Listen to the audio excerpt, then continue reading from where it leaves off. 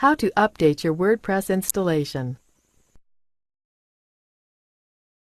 This tutorial assumes you've already logged into WordPress and will show you how to update your WordPress installation.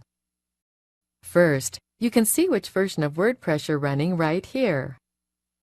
Click the Updates link in the left margin. This is where you go to update your WordPress installation. You should click Check Again to make sure your installation is up to date. Our version of WordPress is up to date. You can also update your plugins, themes, and translations from this page too. If there's a problem and WordPress needs to be reinstalled, you can do so here.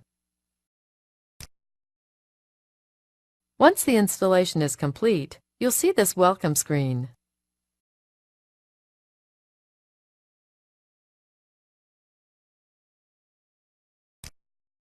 This is the end of the tutorial. You now know how to update your WordPress installation.